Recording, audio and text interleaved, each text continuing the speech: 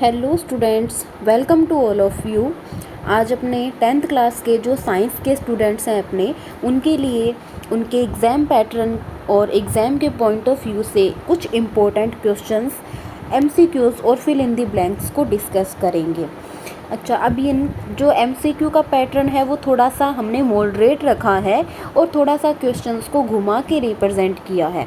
इसका main purpose ये है कि बच्चों को हर टाइप के क्वेश्चन को डील करना आना चाहिए।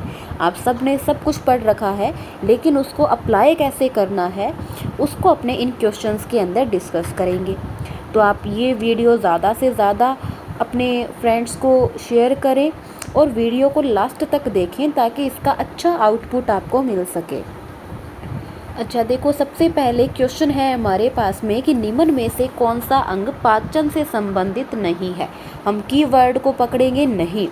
Which of following is not a part of digestion. अब ऑप्शंस देखो क्या है। माउथ, हाँ जी, माउथ डाइजेशन का पार्ट है। अग्नाशय, पैनक्रियाज, ये भी है। छोटी आंत, ये भी डाइजेशन से संबंधित है। लेकिन जो स्प्लीन है ये हमारा डाइजेशन से संबंधित नहीं है। तो इस क्वेश्चन का आंसर क्या हो जाएगा? स्प्लीन यानी कि प्लीहा। अच्छा, अगर अपने लिखें कि भाई स्प्लीन का काम क्या होता है तो इसको बच्चों कहा जाता है आरबीसी का कब्रिस्तान। ठीक है, क्योंकि यहाँ पर जो डेड आरबीसी है उनका डिकम्पोजिशन करवाया जाता है। ठीक है, तो ये पाचन से संबंधित नहीं है। अगला क्वेश्चन देखो, पीयूष ग्रंथि द्वारा स्रावित हार्मोन की कमी से होने वाला रोग। अब इसमें की पॉइंट क्या है कि हार्मोन की कमी से होने वाला रोग कौन सा है? Disease caused due to deficiency of hormone secreted by pituitary gland. Options पढ़ते हैं। घेंगा गोइटर, हम सबको पता है कि घेंगा गोइटर किसकी कमी से होता है? थायराइड ग्रंथि से निकलने वाले थायरोक्सिन हार्मोन, इसकी कमी से घेंगा रोग होता है। तो ये तो हमारा सही ऑप्शन नहीं है। फिर है देखो टिटेनी, ये किसकी कमी से होता है? ये पैराथॉर्मोन जो हार्मोन है उसकी कमी से होगा। बोनापन ड्वार्फिज्म, ये किसकी कमी से होता है? पीयूष ग्रंथि द्वारा निकलने वाले वृद्धि हार्मोन की कमी से। तो सही आंसर क्या होगा? ड्वार्फिज्म। अच्छा, यहाँ पर ध्यान दो, एक और ऑप्शन दिया गया है भीमकायता जाइजेंटिज्म। ये क्या है बच्चों? ये वृद्धि से होता है। अगर आप पीयूष ग्रंथि द्वारा निकलने वाले ग्रोथ हार्मोन की अमाउंट को बढ़ा दोगे तो आपको क्या हो जाएगा? भीमकायता हो जाएगी, कमी से नहीं होता। ठीक है, नेक्स्ट क्वेश्चन देखो कि प्रकाश संश्लेषण की दर को प्रभावित करने वाला कारक कौन सा है? Factor affecting photosynthesis.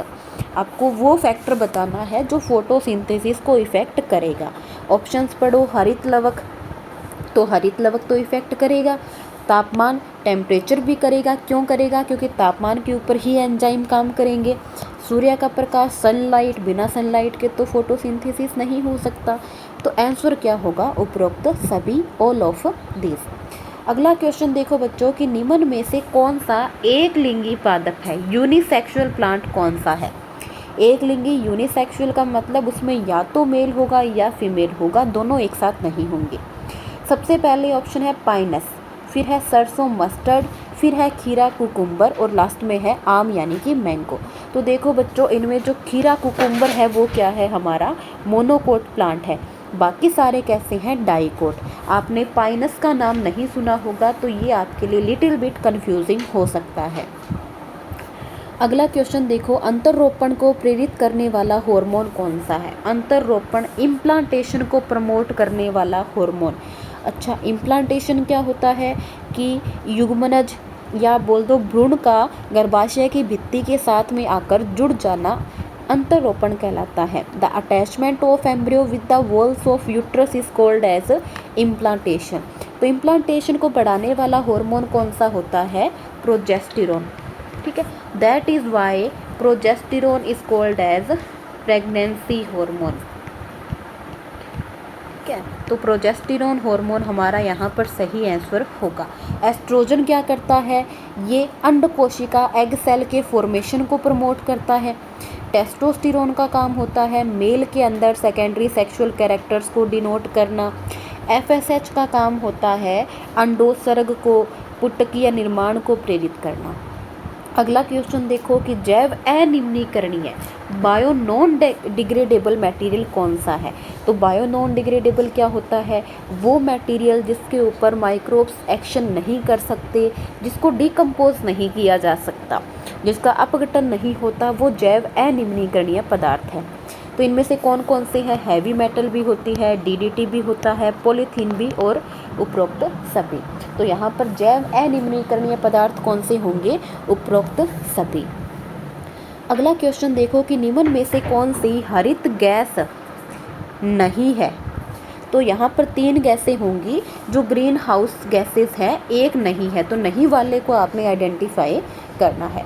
मैथेन, तो मैथेन देखो क्या है, ग्रीन हाउस इफेक्ट कोज करती है, CO2 भी करती है, SO2 जो है वो नहीं करती, N2O भी करती है। इसमें सबसे ज़्यादा अगर पूछा जाए तो CO2, फिर आएगा मीथेन, फिर आएगा नाइट्रोजन ऑक्साइड, फिर आएंगे क्लोरोफ्लोरोकार्बन। तो ये सीक्वेंस रहेगा ग्रीन हाउस इफेक्ट कोज करने वाली गैसेस का। अगला देखो क्वेश्चन क्या है कि इथाइलिन का मुख्य काम क्या है, main function of ethylene, cell division करवाना। तो हमें पता है सेल डिवीज़न करवाना किसका काम है, साइटोकाइनिन का। यहाँ लिख देते हैं, हो सकता है इनमें से भी क्वेश्चन आए क्योंकि साइटोकाइनिन पे पहले भी क्वेश्चन आ चुका है। कोशिका दीर्घीकरण, सेल इलोंगेशन, ये काम किसका है, ये काम होता है ऑक्सीन का। ठीक है, फिर रंध्रों को बंद करना, क्लोजिंग ऑफ स्टोमेटा किसका काम है, एब्सिसिक अम्ल का, एब्सिसिक एसिड का। ठीक है, जिसको अपने ABA भी लिखते हैं। फिर लास्ट क्या है बच्चों, फलों का पकना, रीपिंग ऑफ फ्रूट, ये काम किसका है, इथाइलिन का। तो ये हमारा सही आंसर होगा। इस क्वेश्चन को देने का पर्पस क्या था कि लगभग जितने भी हार्मोन हैं प्लांट के वो सारे रिवाइज हो जाए। तो यहाँ पर सही आंसर होगा फलों का पकना। अगला चलते हैं, क्वेश्चन देखो, मनुष्य में निषेचन कहाँ होता है, where does fertilisation take place. हमने पढ़ रखा है फैलोपियन ट्यूब में होता है, लेकिन अब और डीपली अगर इसको देखें तो कहाँ होगा, ओवेरी के अंदर नहीं होता, झालर फिम्बरी जो अंडवाहिनी ओविडक्ट का स्टार्टिंग वाला पार्ट था वहाँ पर भी नहीं होता, गर्भाशय में तो क्या होता है, इम्प्लांटेशन। तो सही आंसर क्या है, एम्प्यूला। ये किसका भाग है बच्चों, अंडवाहिनी का ही भाग है, ओविडक्ट का भाग है।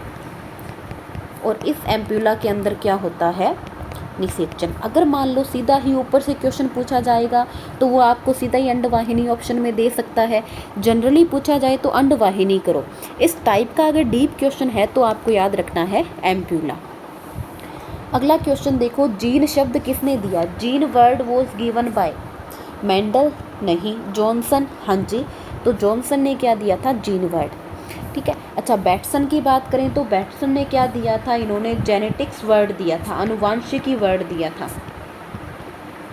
ठीक है, मॉर्गन याद हो तो मॉर्गन ने क्या काम किया था, इन्होंने शब्द दिया था कौन सा, सहलगनता। और मेंडल को तो हम सब जानते ही हैं, मेंडल क्या है, फादर ऑफ जेनेटिक्स। ठीक है, अच्छा अगला लेकर चलते हैं क्वेश्चन, मनुष्य में लिंग निर्धारण किस प्रकार से होता है, sex determination is found in human.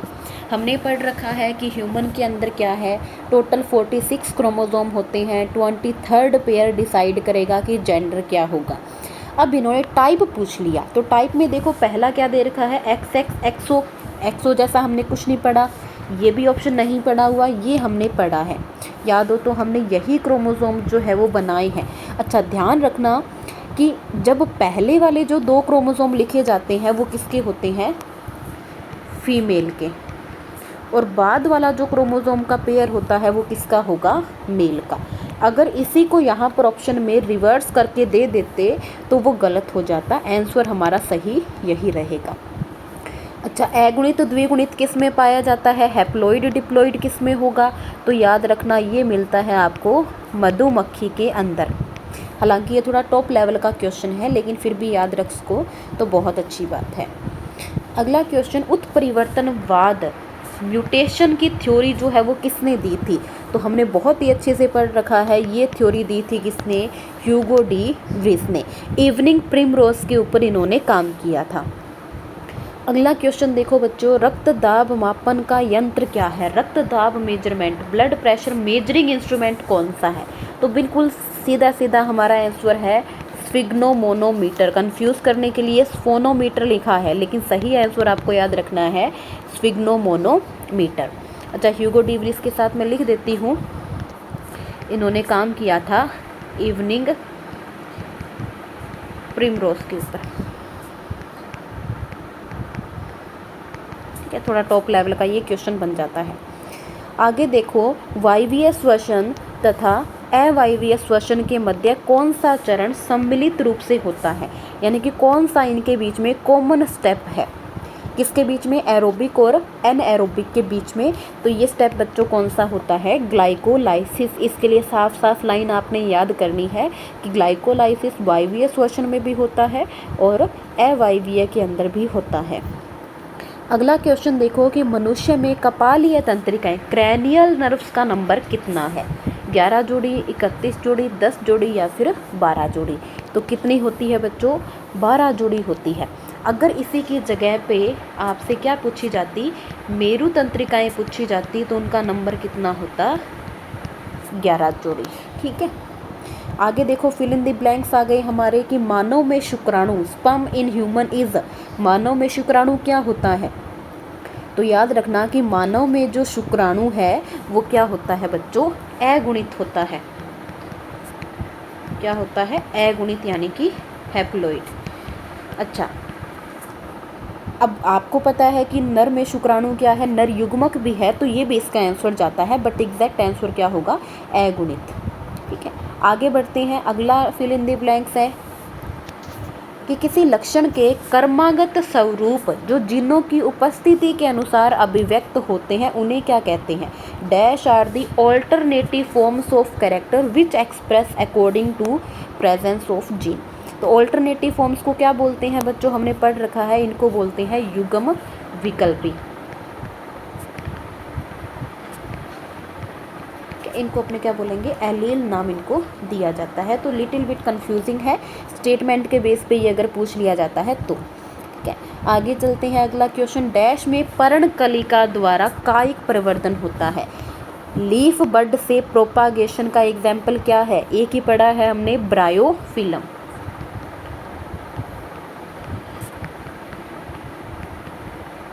Bryophyllum जो है वो हमारा सही आंसर होगा, बुक में ये दिया भी गया है एग्जाम्पल। अगला देखो क्वेश्चन है, युग्मनज डैश तथा डैश संरचना है। Zygote is a dash and dash structure. तो युग्मनज क्या है बच्चों? एक द्विगुणित तथा एक कोशिकीय संरचना है। द्विगुणित तथा एक कोशिकीय। तो क्या आंसर होगा? Diploid and single cell structure, ये इसका सही आंसर होगा। आगे बढ़ते हैं। प्रकाश संश्लेषण एक डैश प्रक्रम है। कैसा प्रक्रम होता है बच्चों? जो प्रकाश संश्लेषण है वो कैसा है? भौतिक रासायनिक दोनों प्रकार का प्रक्रम है।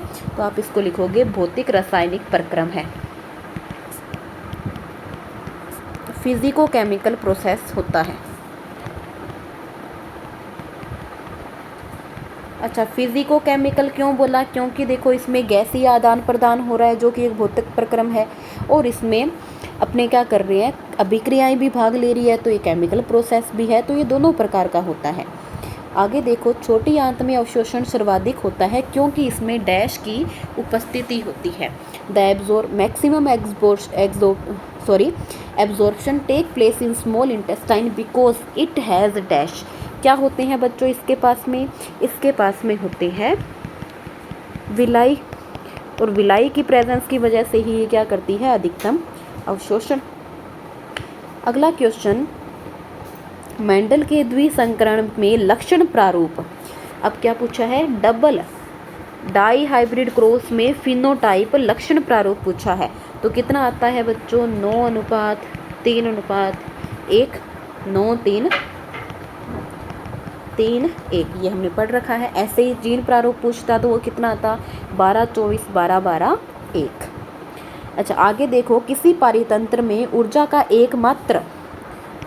एकमात्र स्रोत क्या होता है? सूर्य होता है। किसी भी पारितंत्र के अंदर जो सन है वो क्या है, अल्टीमेट सोर्स ऑफ एनर्जी है। अगला क्वेश्चन, किसी पारितंत्र में खाद्य जाल जितना डैश होता है वह पारितंत्र उतना ही डैश माना जाता है। तो आंसर क्या होगा कि किसी पारितंत्र में खाद्य जाल जितना जटिल होता है वह पारितंत्र उतना ही स्थायी माना जाता है। Food web of a ecosystem is complex then the ecosystem will be stable. ठीक है, फिर देखो डैश हार्मोन को पादपों में तनाव हार्मोन भी कहा जाता है। पादपों में स्ट्रेस हार्मोन पूछा है तो ये कौन सा होता है, ये होता है बच्चों हमारा एब्सिसिक अम्ल।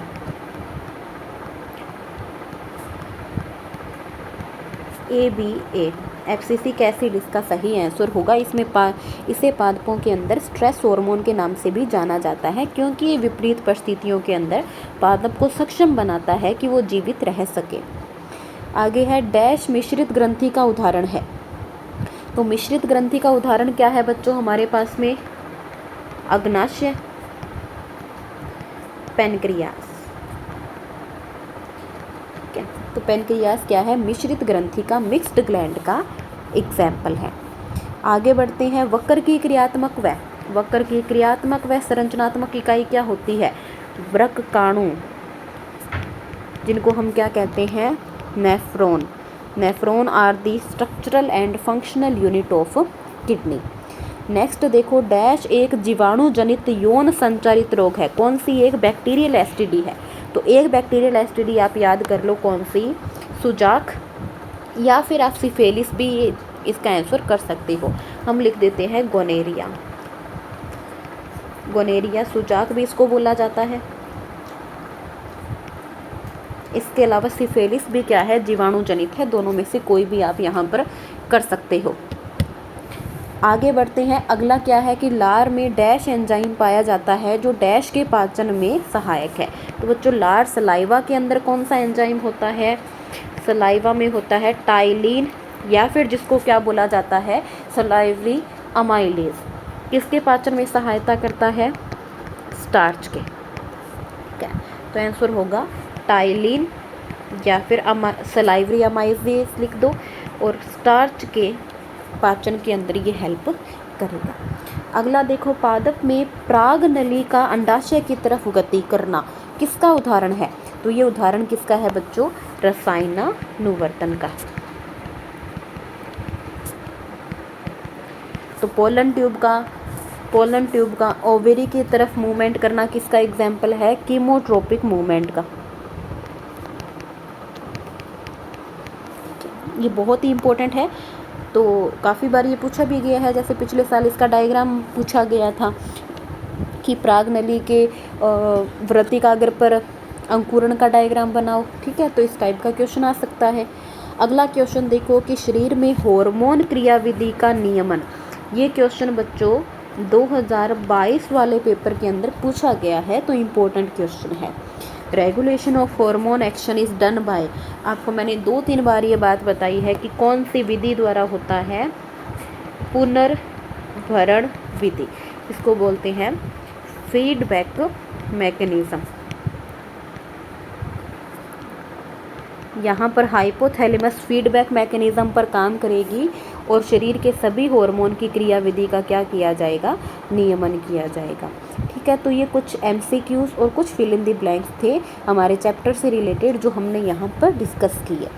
आप सभी को अपने एग्ज़ाम के लिए ऑल द बेस्ट। सब ने बहुत अच्छी तैयारी कर रखी है, जो पढ़ा है उसी को बार बार रिवाइज़ करें और बिना डिस्ट्रैक्ट हुए अपनी स्टडी पे फोकस करें। ध्यान से क्वेश्चंस पढ़ के आपने आंसर करने हैं, क्योंकि लगभग चीज़ें आपको आएंगी वहाँ पर, ऐसा नया कुछ आपको नहीं मिलेगा, बस आपको उसको रिलेट करना आना चाहिए। तो सभी स्टूडेंट को मेरी तरफ से ऑल द बेस्ट, और पेपर कैसा हुआ इसके रिव्यूज़ आप जो है वो बाद में ज़रूर देना। ठीक है, होप सो कि आप सबका पेपर बहुत अच्छा जाए। सभी को all the best, thank you.